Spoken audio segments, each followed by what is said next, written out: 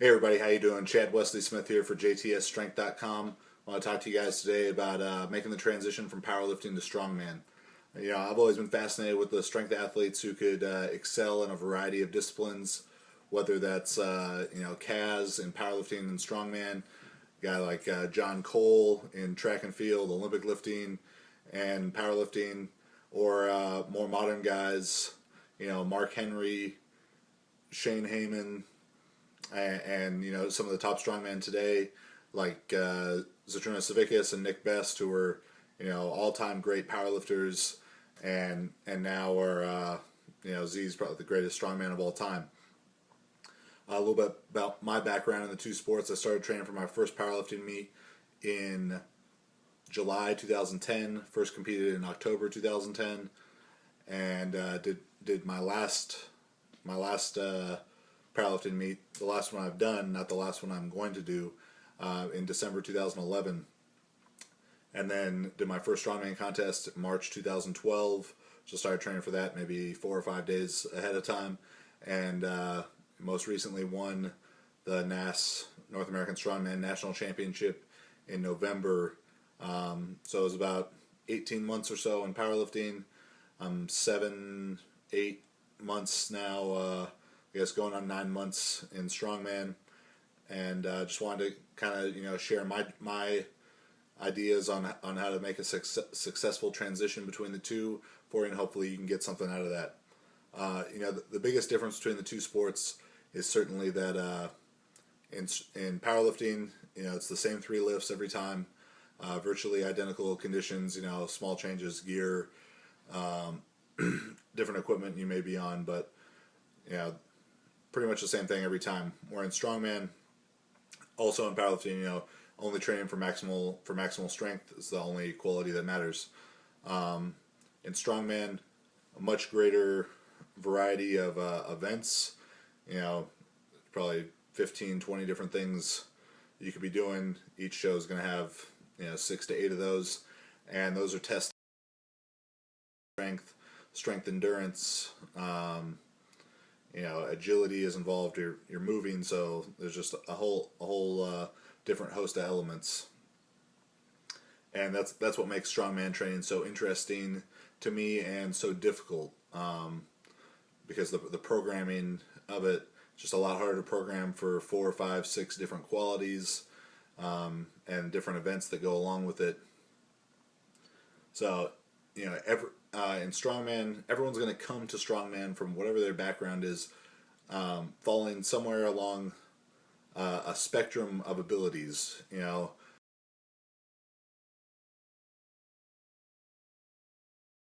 Very athletic but don't have a good gym background. Maybe they've been doing strongman for a long time, training a lot of events, but don't have the maximal strength to go with it.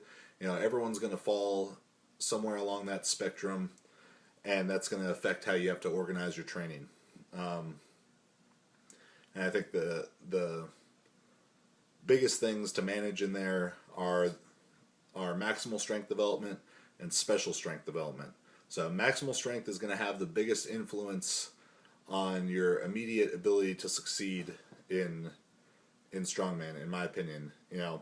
If you come to strongman like I did, I had squatted 905 raw, that's going to give you a big advantage right off the bat to be good at the events, but not necessarily great.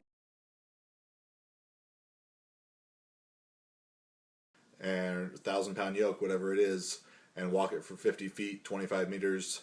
Right off the bat, you're going to be a better. If you take 2 people who have never done the yoke walk before, the guy who's a better squatter 9 times out of 10 is going to be a better yoke walker, than compared to someone who squats less but also has no experience on the yoke.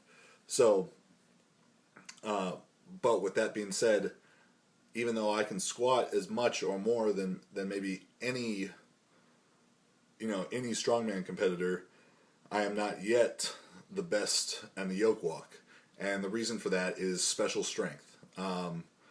Special strength, and I've written about this before. Ideas from Bondarchuk. I'm going to take some of those Bondarchuk ideas about transfer of training and dynamic correspondence for things like the shot put and the hammer throw and try and extrapolate them out to strongman. So if you're familiar with Bondarchuk, he talks about how special strength exercises, like let's say throwing an overweight hammer, a 20 has a to a high level athlete's success than a barbell movement like the squat does. So in a 60-meter hammer thrower, for example, the squat is gonna be a much better predictor of success than it will be in an 80-meter hammer thrower. So the better you get, the more specialized the exercise has to become for you to continue to improve. So let's obviously there's no data like this on strongman, compiled from years and years of research like they had for the track athletes, but I can draw some of my own conclusions about it.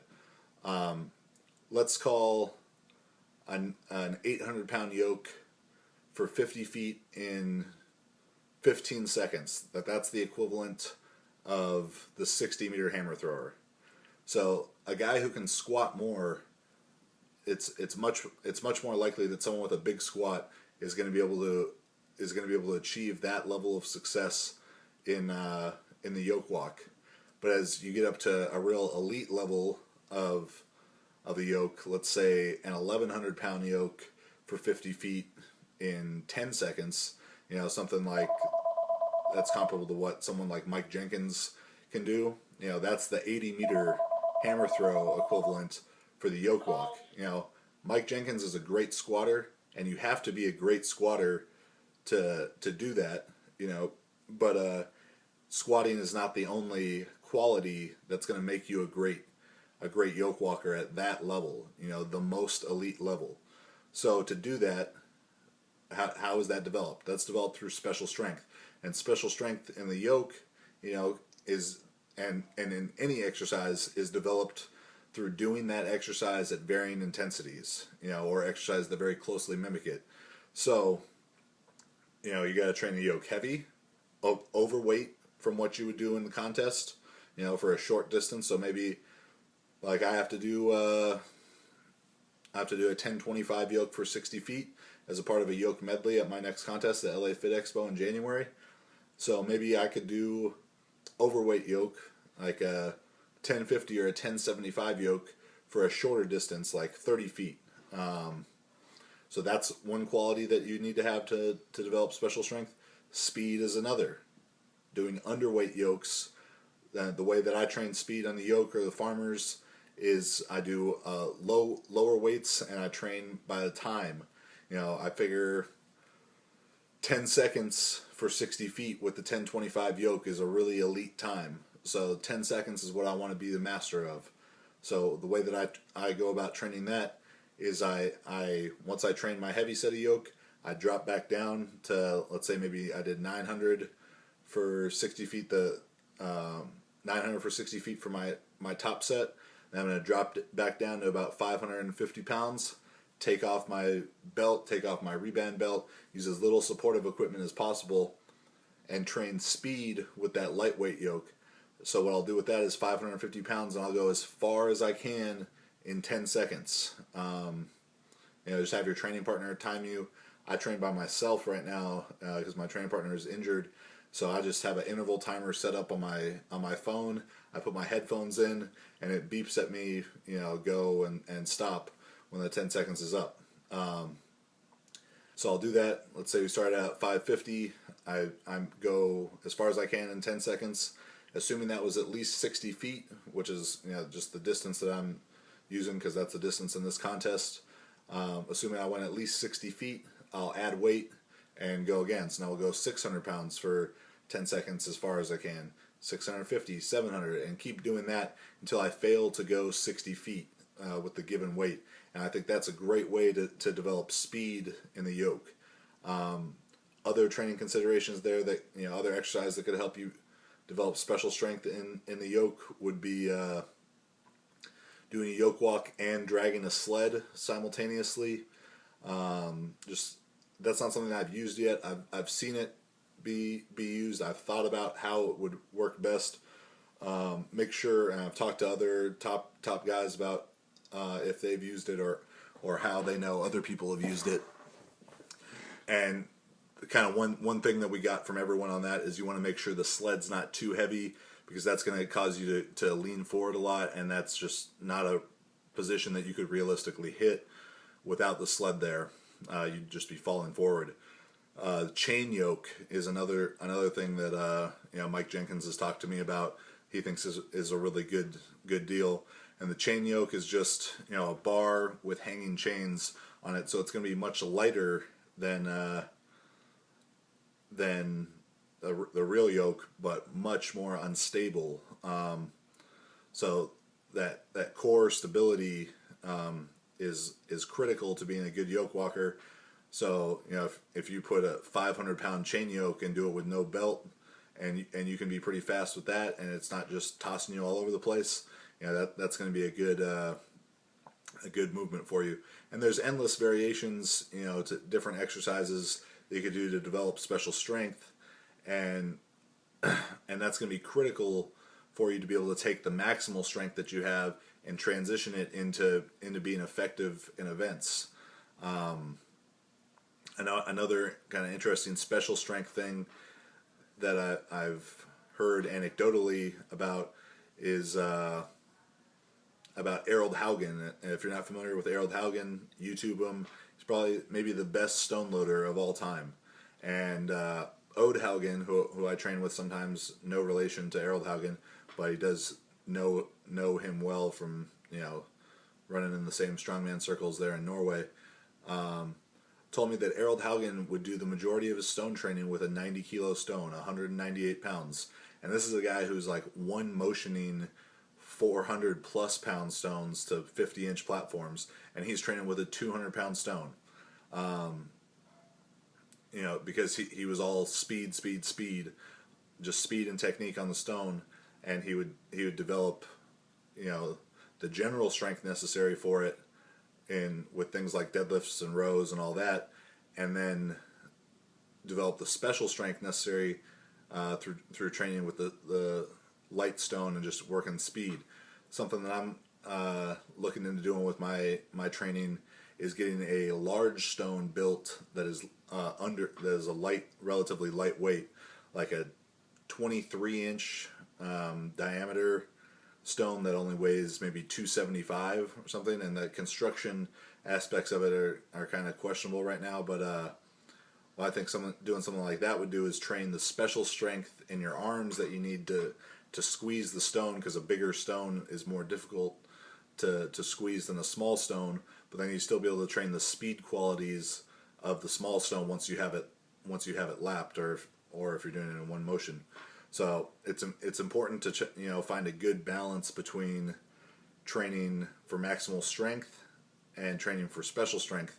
The more maximal strength you have, the more energy you need to put towards special strength and event training, and vice versa. If you don't have maximal strength abilities, it's just not going to matter how good your technique is on some of the events, because you just won't be strong enough to do them. So you got to make sure to bring up the maximal strength.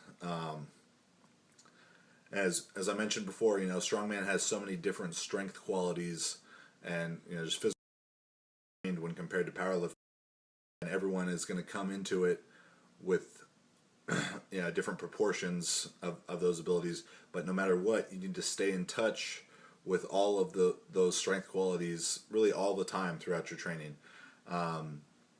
Even if it means you're only doing, let's say you have great explosive strength, so you don't feel like that's something you really need to train much, but you need to put a lot more attention towards your maximal strength. That doesn't mean never do any explosive strength qualities, because if you don't use it, you lose it, and you definitely don't want that to happen.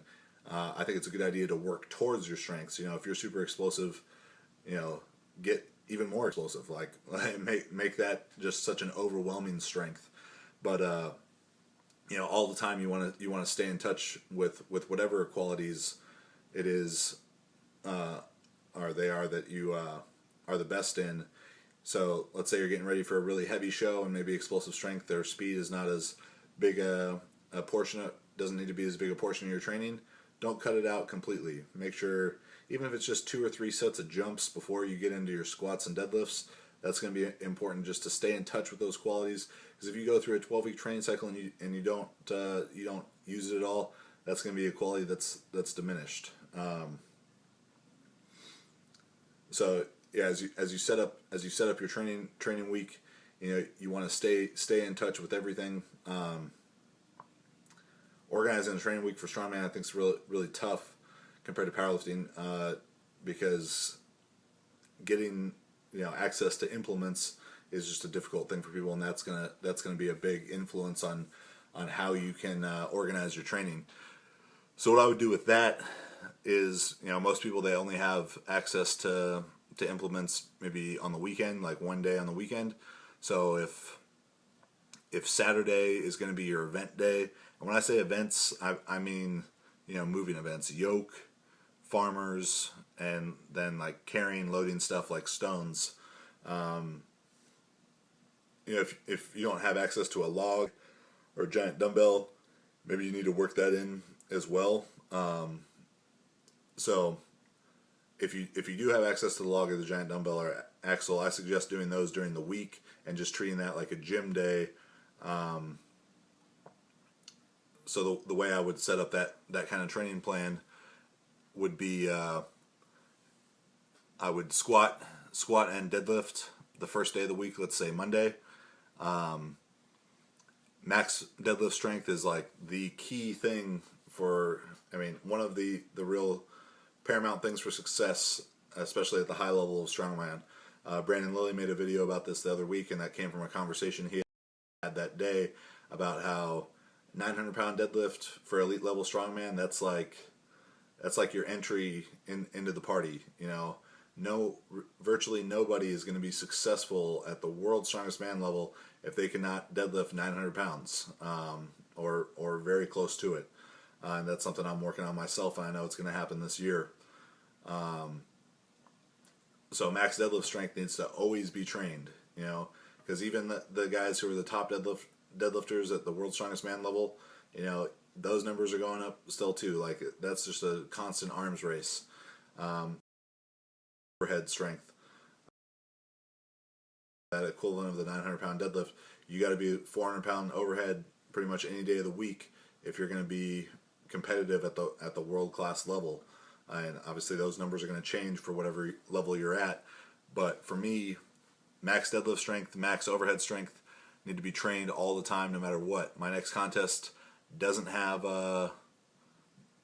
any deadlifting event in it, and only has one overhead, and it's for reps on the Viking press. And I still have a day in my training that's dedicated to max deadlift, and I still have a day in my training that's dedicated to max overhead, because those are very important factors no matter what contest you go to. Like, getting better at those is going to always make you a better strongman. So as we look at setting up that training week, first day of the week, I would work on max. Sorry, if Saturday is going to be our event day, which is definitely a more lower body dominant day, you want to make Monday a max overhead day. That's axle from the rack or log from the rack, or if you don't have access to either of those, just a push press or push jerk from the rack. Train that. Train it for reps. 2 different ways you can really go about training for reps. You can either go 1 or 2 all-out sets, like as many reps as you can in 30 seconds to a minute, or you can do a high number of sets of a moderate number of reps. Like, I've gone as much as 10 sets of 4 work from the rack with short rest periods, and that's also going to do a good job of building strength endurance.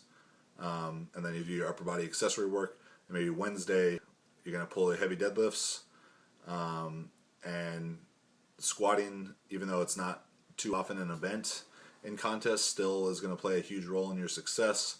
So I would pull heavy and then squat for reps after that.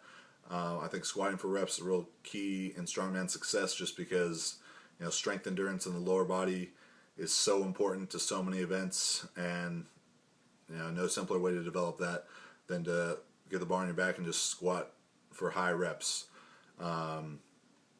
So I think 5-3-1 Juggernaut method, both very volume based programs, a great way to implement squats in your training for strongman with either of those, where you'll be setting rep maxes.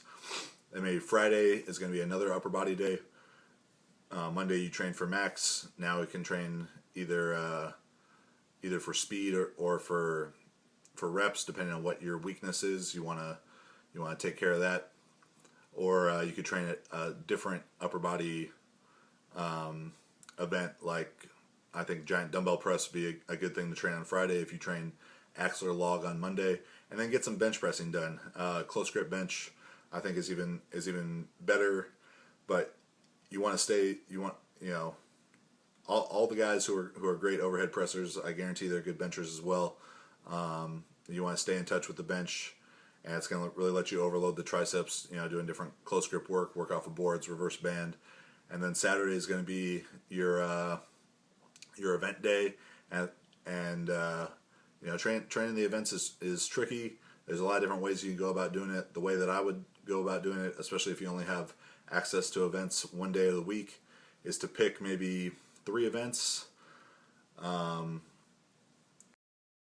Week train one of them for max, train one of them for speed, and train one of them for endurance.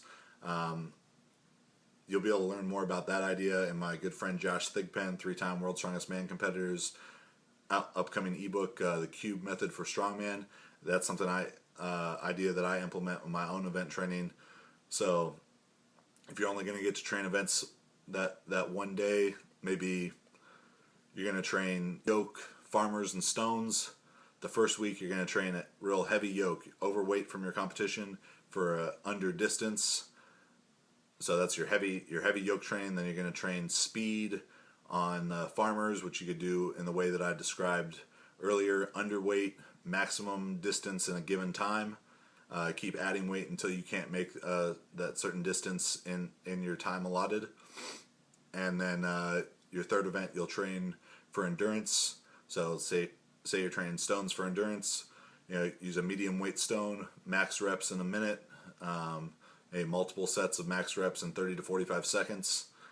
And then the next week you'll just rotate them. Then you go heavy farmers, speed stones, yoke, endurance. And then the third week of the training cycle you'd be on heavy stones, speed, yoke, and farmers for endurance. And if you're training the farmers or yoke for endurance, you're just going to pretty much do max. I think farmers, you're just going to go max distance as far as you can go before you drop. And yoke, just break it out to a longer distance. Another interesting thing you can do with that kind of yoke training is when you go like 50 feet, drop, pick. 50 feet, drop, pick, with an intentional drop. Of course, especially if you struggle with the speed of your pick, practicing it's going to be the best thing you can do. I know I kind of rambled a little bit there, but there's hopefully a lot of good information in there for you guys to take and use with your own training. So check out jtsstrength.com. Juggernaut Method 2.0 is out. Look for the Cube Method for powerlifting, Cube Method for strongman, for my friends Brandon Lilly and Josh Thigpen, coming up soon. And thank you for watching. Bye.